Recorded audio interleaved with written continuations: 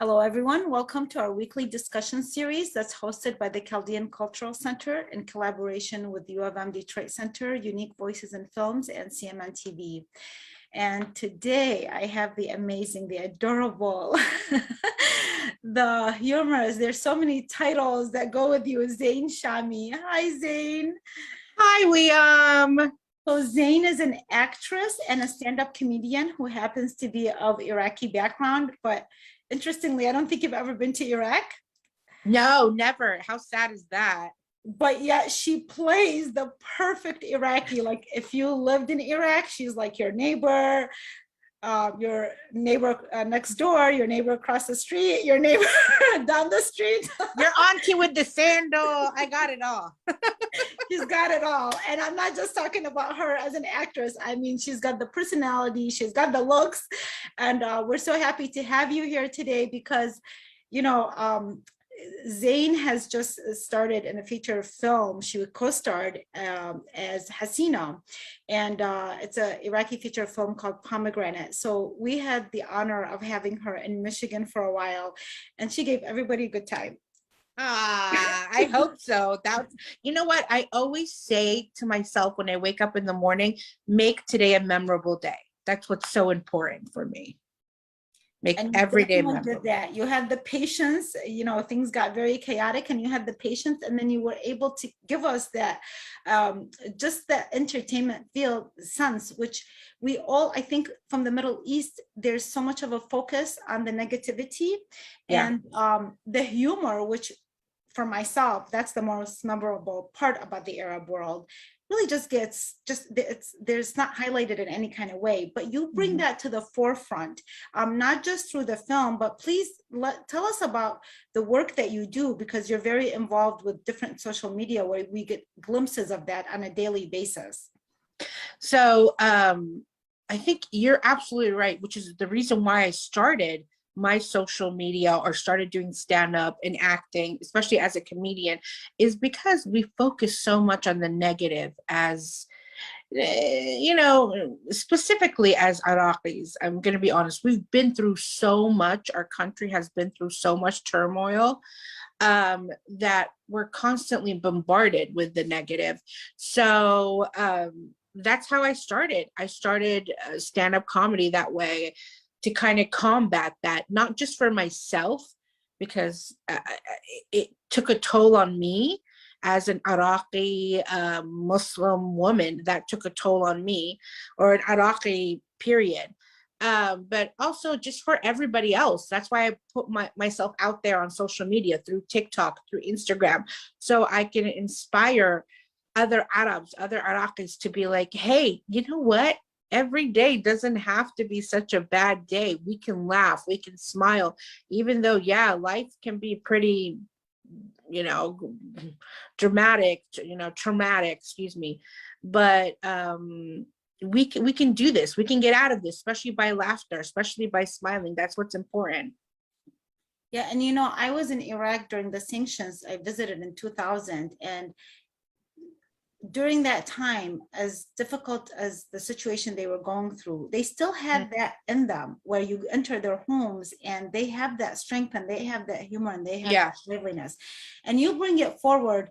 Unfortunately, this is something that's not done often enough, and it exists, and you've just kind of gotten a hold of it and just went with it. And I know that sometimes, or maybe a lot of times, you get criticism for some of the things that you post, which I totally love. I'm like, I could be having like not a great day, and Zain's comedy, which is, that's your Instagram, is it your TikTok? Yeah, Zain comedy, yeah. I mean, it just passes through my, as I'm scrolling, and it's like, she'll do something. It could be like 10 seconds. And then I replay and keep laughing until like, that's like my meditation. It's just that laughter that we really, really need. So yeah. I'm curious, and then we've talked about this before, about the negative criticism that you receive. How do you handle that? You know what? It's super easy for me, because these people don't know the real me. Like you know the real me now. So if you got upset with me, that would totally upset me. It would make my life miserable. You know, I'm very, very like I have deep empathy, okay? So I would feel it and it would hurt me. But these people don't know the real me. They see what they see on social media. They think they know me, they judge me, but they don't really. So honestly, I get a lot more positive than I do negative, to be frank with you. But the negative comments don't even like get to the surface. They kind of, fire right back out there. So I'm very good with that.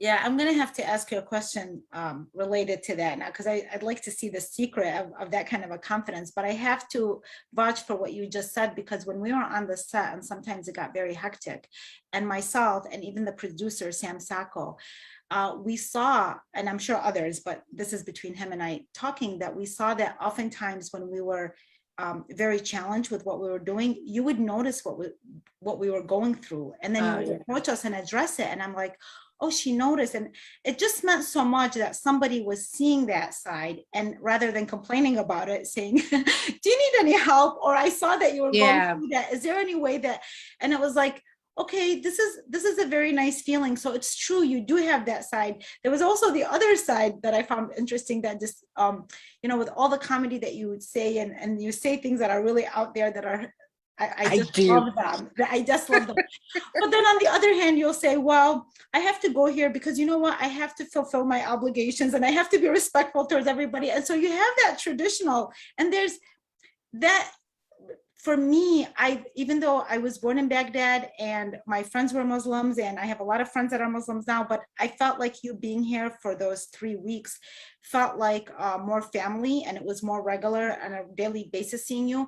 And then it reinforced this idea, since I haven't been in the Middle East for so long, and it was like, we're really just individuals. Each one of us, we can't group ourselves as Iraqis or Palestinians or Syrians.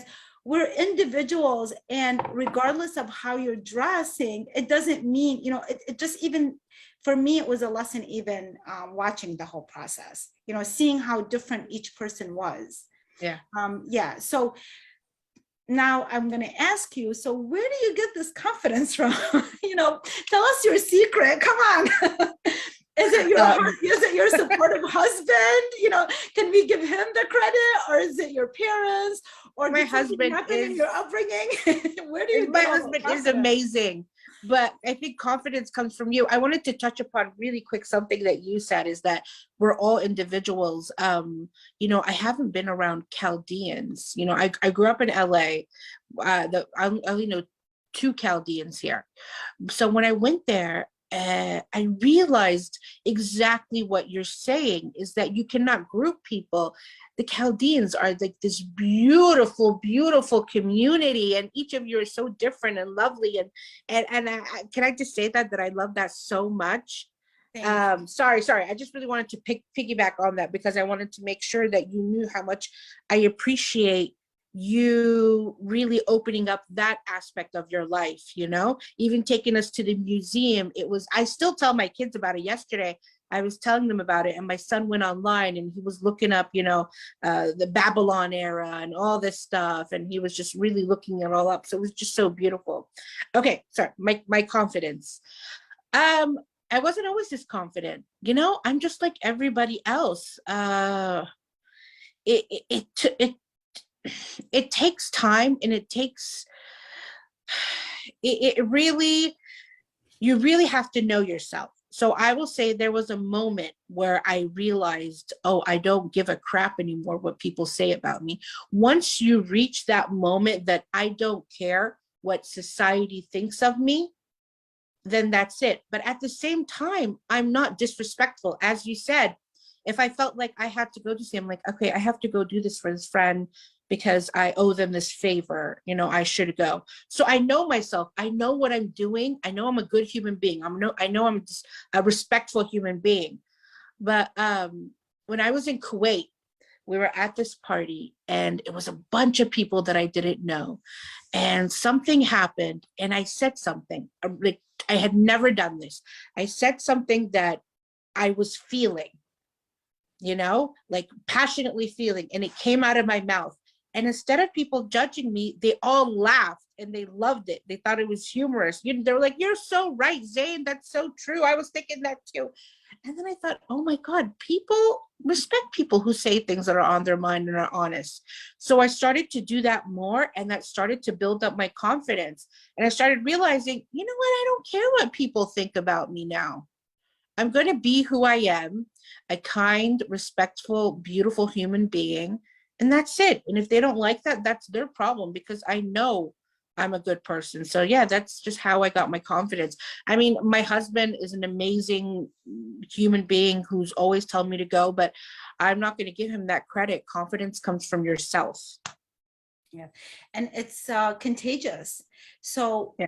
when you are being that way, and then like for me, that I do sometimes like hold myself, and I'm seeing you, and I'm like, that does work. It does feel Yeah. right. And the way you do it, you're right. You don't hurt anybody because there's this truth in it, and your intent is just to be honest in expressing yourself, not to hurt anybody's feeling. And I also think that takes talent.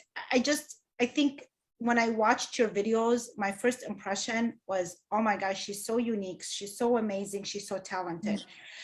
It's like, I don't think anybody can just kind of go out there and being a stand-up comedian, they have that a lot of times in them, but still, you still have to have that extra thing for it to pull it off. But for a woman, hijabi, Iraqi, all these combinations, I feel like your background gives you a lot, your background, your faith, it also gives you a lot of power. So, what does it mean for you to be a hijabi woman that's also so successful and confident in who she is? And what is the best part of your religion that you have found that's been very empowering? This is always such a hard question, because I don't attach my hijab with religion anymore. I've been wearing it since I was 8. It's different when you wear it later in life and you wear it for religion. I wore it not because my family forced me. They're not that kind of people, but because I saw my mom wearing it, my aunt, my cousin. I was like, I want to be like you guys. And I wore it and I never took it off. Now, do I ever think about taking it off? No. At the same time, I don't think of that. My hijab has become a part of me. It's like an item of clothing, it's like I have to have it on, it's like my arm. But I do realize that it's something outrageous that someone who wears a hijab acts like this and is like this. And I realize that it's, not of the norm. With that being said, I use the hijab and I use my platform, which, by the way, I want to say something really quick to your audience. Don't ever put a hijabi on a pedestal. We're human like everybody else. We make our own mistakes. And it doesn't mean because you're mutajaba, you're better than any other person. No, never, never. But I use my platform to educate people that, hey, hijabis are like everybody else. After a comedy show, I will actually get people that have come up to me and said, I didn't even know you guys could do this stuff. I didn't think you guys are allowed to leave the house and talk. And it's amazing the conceptions that people have of us. Yes. And you break every misconception in the most beautiful, empowering way, and we love you for it. We just love you. Like my family, whoever has met you, this is like they can feel that your absence, because that kind of energy is, like I said, it's needed not just as a Middle Easterner, but just in life in general. Over the years, I think the world has become way too serious. And it's creating so much division. And I know, like, even on the set, that we had different viewpoints and everybody would say certain things, but it was always the humor and the love that broke that. And so we didn't allow, even though the story had the political aspect, but we fell back to the love and the humor, which for me, this is what I connect with my heritage. This is why I always like to highlight, this is what I see, that despite the wars and the sanctions and everything else involved, and I think you do that too, that you see the humor, and that's what you bring forward. So we get a glimpse of our culture, but you do it in such an honest way that it's very, very funny. So you have to do that. That's how you keep going. I feel like you just have to. Yeah. And so, given that you were not born in Iraq, you were born in Kuwait. Yes. Okay, so you never lived in Iraq, but then the other aspect, it feels so much like you are carrying I mean, you are carrying the blood of Iraqis. Yeah. You are. But given that you were not even born there and you came to the United States at age 2 or 3, you were very young. Yeah. Okay, so how did that connection continue to where you can act out, like I said, a neighbor that today lives in Iraq, I think better than a lot of the Iraqis I've seen, do that performance. How did you create that connection, or has it always been inside of you? So I think, first of all, my parents never let us forget that we were Iraqis all the time. They're very Iraqi, they're very proud, alhamdulillah. Even though my dad originally he's Syrian, hence my last name Shami, but him and his dad and his dad and his grandpa, I think, were born in Iraq. So they're like, we're Iraqis, we are, this is what we are, this is what we do. So this is what we eat, this is what we say. So that I always had, growing up. But with that being said, I think because I grew up in LA, I think a lot of people that come here when they're older kind of want to adapt to the culture here. They're like, I've had enough of that. I want to adapt this new culture. But because I grew here, I really grasped onto my roots. I wanted to be both. I wanted to have, I wanted to be an Iraqi American, not just an American, For me, that was vital, is that I love my culture. I love, like you were asking about my religion. I love my religion. I think everybody should love their religion, no matter what religion they are, So I really held on to that. And then I enjoy Iraqi entertainment. So I would watch these Iraqi shows on my phone, and people would send me clips, and I would think that was funny. And then I would, as an actress, you're really good at emulating them. So, I would sit there and watch it and try to pretend like if I was in it, how would I say this? And I'm watching my aunts, watching the ladies at my mosque, and I just kind of, as an actress, you pick up stuff, you pick up mannerisms. So that's kind of how I did it.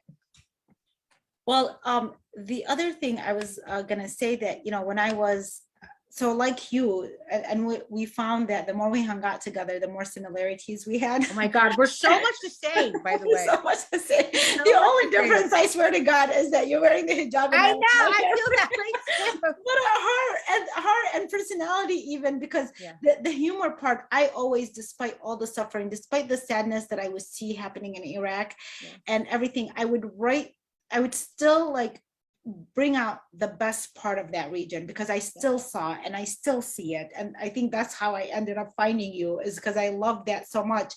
But over the years, in my writing career, I've been told by publishers and even people in the film industry, and people were always trying to change. They liked my writing, but they would say, well, don't introduce this as an Iraqi American this or Arab American that, and because people feel this way and that way. And I stuck to my guns and I said, no, but this is who I am. Why should I deny who I am? But I did find why they were advising me this way. These were people from my own background. I found that the reason they were advising that is because of the difficulty it was to break into the industry, whether book or film industry, because of our backgrounds and our stories, especially if our stories do not fit the stereotypes that others want it to fit. But at the same time, despite the challenge, I could not do that. I felt like I was cheating myself and my heritage if I was just to deny who I am. I mean, how could anybody do that?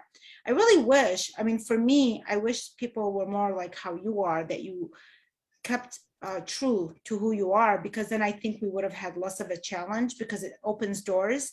That's my feeling. I'm like, we found each other because myself, you, Samia, we were able to find each other because we stuck to that. What advice would you give men and women from that region about whether it's creativity or just being who they are and trying to break into the film or book or whatever industry that they're trying to break into, especially in the creative aspect? I think it's so vital that, like you said, that you do stick to your roots and you stick to your guns. Be yourself. That's so important. Like you said, people will try to change you, but be yourself. like for me, I am who I am. You love it or take it. That's it. The other important thing, and a lot of people will not like this, and if you're watching, I apologize, is be realistic. Be realistic with yourself. As a muhajjaba, I know I'm never going to have, I'm never going to be the love interest that, some prince is going to fall in love with and swoop me off to his magical castle, like in a movie or whatever, like I'm talking about movies. But I am realistic that, hey, I can be an amazing ensemble. Like I could be in a show like The Office and be that quirky character. I could be like, so I'm just realistic in my thoughts. Like when I tell people, yeah, you know what, I want to win an Emmy. I want to be the first muhajjaba to win an Emmy. And they'd be like, huh? But I'm like, but it's realistic. I can win an Emmy, Can I be the Tom Cruise of Hollywood? No, I can't be. I can barely walk a mile. You know what I mean? You want me to do these stunts? No, I'm not going to do it. But so that's so vital, is when you come out here, be yourself, be realistic, and try everything. Try everything, even if it scares you. Try it, because you don't know who you would meet. You don't know what it would do, how it would change you as an individual and make you grow. That's so important. I've done a lot of stuff for free, but the people that I've met on those shows have taken my career up. You know what I mean? So as long as you love the craft, what you're doing, and you put your whole heart in it, then I don't see a way that you won't succeed if you're realistic about it. Yeah, I agree. I've also done a lot of jobs. Most of the jobs I've been in the volunteer sector for a very, very long time. Yeah. I served so much, and with having kids and having a home to take care of and a husband and even taking care of my mom. I think my love for what I was doing and what I stood for just kind of just overtook everything. And then, at the end, it was rewarding. You end up, whatever you're doing, it might seem like it's not rewarding. It might seem that way on a monetary level, but it really is building up your career in a way that, especially if you're serving something that's unique and different and that's needed. I feel like in our community, there's a void for our stories. 100%. If you Google Iraqi American stories, the majority of them are going to be written from a Western perspective, normally like from a soldier or somebody in the government officials. And what happens is the Iraqi is portrayed, the Iraqi characters, if they are even genuine Iraqi characters, they're portrayed either as victims or, like you said, they're put on a pedestal. Most of us are not in either one of those categories. Most of us, like me and you, fall in the middle, where we have, our strengths and weaknesses and just individuals like everybody else, but nobody gets to hear those stories. Whether you're a Chaldean, whether you're a non-Chaldean, whatever country you're from, you're still, you're an individual and you have your own challenges to go through, including like the characters in Pomegranate. This is why, like, for me, it was so important to, and I don't know, it was miraculous how the families in the story, which was the Muslim family that lives across the street from the Christian Chaldean family, both Iraqis, it was really miraculous that the majority, like 99% of the community, the families represented the community that they were playing. Yes. I mean, what a jump that was. That was such an experience. And I feel like in the experience, sometimes through your work, you have the opportunity to experience what we were trying to, what the characters were doing in the book and in the film. So we, by living together like that, eating together, dancing together, celebrating together, we too transformed the way the characters did in the book. And, I come from a region where I was born a minority Christian in a Muslim country, and my neighbors, and I was a neighbor, like my, characters like yourself treated me like their daughters. Oh yeah, 100%. That's how it was. They didn't think like what I was. They loved my mom loved them, and then they treated me like their daughters. And we have so many stories. We can't even, we're going to be long gone before we even catch up with any of these stories. So Zain, I might have a character. I might put you in that character where I'm going to have you. I will do anything for you. I I'm gonna say, I'm gonna toot your horn right now, if that's okay. You are such a kind and respectful and beautiful human being.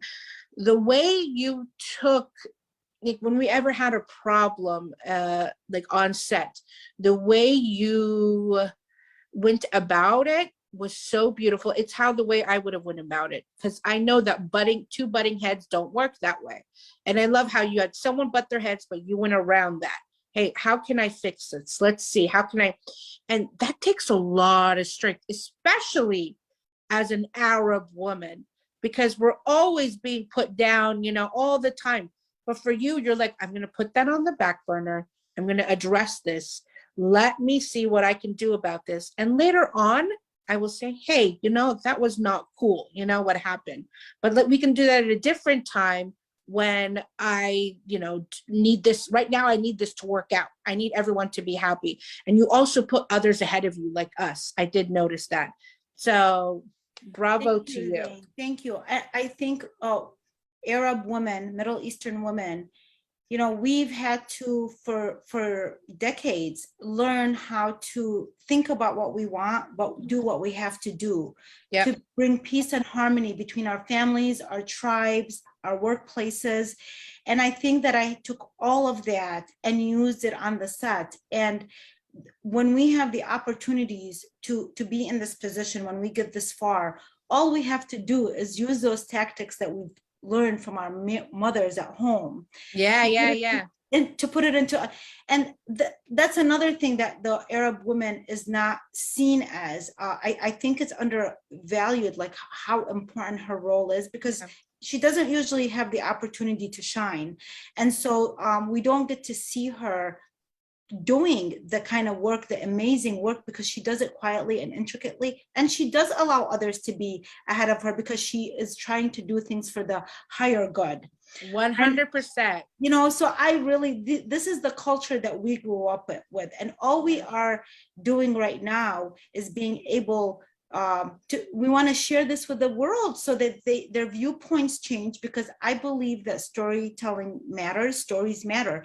If you continue to see yourself under certain stereotypes, it draws a picture, it puts that energy into the world, and we continue in the same cycles of war, violence, oppression, over and over again. But when I grew up where the images that were portrayed, they empowered me, especially that dealt with women. But guess what, Zain? None of them had to do with Arab women or let alone Iraqi women or anything. No, yeah. Western women, which is fine. For me, I don't judge. You could be whatever. You can inspire anybody that's nearby you. But over time, I just got to the point where, okay, I'm really impressed and inspired by everybody else. But there's so much to be impressed about us. Where are we? Where are we in books and films? Nowhere, honestly, nowhere, unless we're subservient wives or married to terrorists and we're trying to get out. And nowhere. I think it was the characters you brought out were so beautiful, and I appreciate that, and I cannot wait for the world to see it. I know, I can't either, because they're gonna love you even more than they love you now. Stop. You did an amazing job.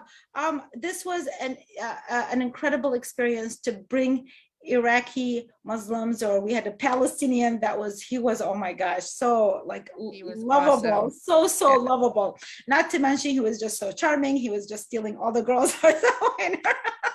So thank God I was married, I know, like, well, thank God all of the married women, because all the single ones were like, he was too busy just trying. I know. I'm like, I love my husband.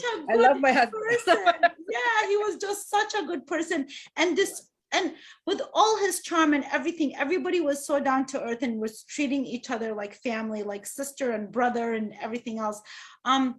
This is an opportunity for us really to show the world how Muslims, Chaldeans, anybody from the Middle East can come together. We had tension in the past between the communities, as I have shared, and I've been very honest and open.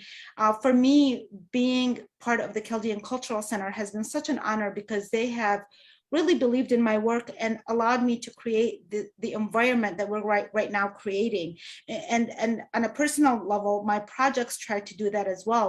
And I think like when I saw the tension during the elections that happened in 2016 between the Muslim and Chaldean community, and I was like, you know, this is really, that's what was highlighted, and it did exist.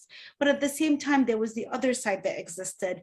And over time, it broke down, just like it broke down in the book. When you are neighbors with somebody, guess what? At the end of the day, like it says in the book, you know, we all eat dolma, and if you invite somebody for dolma, you can break through all these barriers and you can create that love. I think we did that in the story and in person as well. We did do that in person. We ate a lot of dolma. Let me tell you that. Yes, we had so much fun. We set an example, and Middle Easterners, whether you were a Middle Easterner on the set or non-Middle Easterner, they got to see a side of us that normally they would not even get to see either. And it was like real and live, and nobody was even when you guys were acting, honestly, it was not acting. We were really being ourselves. And even the characters are closer to the Middle Eastern people than what's been out there. So we have a few more minutes left, and I just, you know, want to see if you have any last words that you want to give our audience, or, you know, any words of encouragement for like people who are, again, trying to break into the industry. Well, really quick, I wanted to say, when you strip us away, we're all human. So I thought that was so beautiful. What you're saying right now is that, you know, when those times that we were hanging out, no matter if we were Chaldean Iraqis or Muslim Iraqis or just regular white folks, you know, we're all there together. And I was like, wow, we're all just human. We all just want to have a peaceful life, you know? Forget religion, forget culture, forget all that stuff. We're all just human. We all bleed, we all love, we all cry, we all use the bathroom. It's all the same. It's all the same. Truly. You know, and going back to comedy, because I feel that this is a powerful healer. When we were on the set, there was the humor that was happening, especially when you brought in your own touch into it. We had everybody laughing on the same level. They got it when you were saying the letters from Obama. I mean, you had the cinematographer laughing, the sound guy. They get it. We get what humor is, and that's why it's more important than some of the things that are being. That's why I really honor what you do. I think it's a healing tool that can bring people together. And I'm going to continue watching, you know, your TikToks and Instagrams, and I can't wait till the film to be out so that people can see the talent that you have and what you added to the story. And thank you so much, Zain, for all your work that you've been doing. Thank you. I think it's so important to know that humor, you know, laughter is a universal language. That's so important. And if I can give my last couple words, is just believe in yourself, be yourself. Do not change for society or for anybody. As long as you're a good, respectful human being, that's what's important, you know? So, and just keep at it. That's all you got to do is keep going, you know? Be a hustler. Yeah. There we go. Thank you, Zain. You're really a good inspirational example. Thank you. Thank you, Wiam, so much. We'll see your next work. Good luck with everything. Thank you so much, Wiam. Love you. Love everybody. Love you too. Thank you, everybody, for watching. And there will be a recording of this that we will put on social media. Thank you. Bye-bye.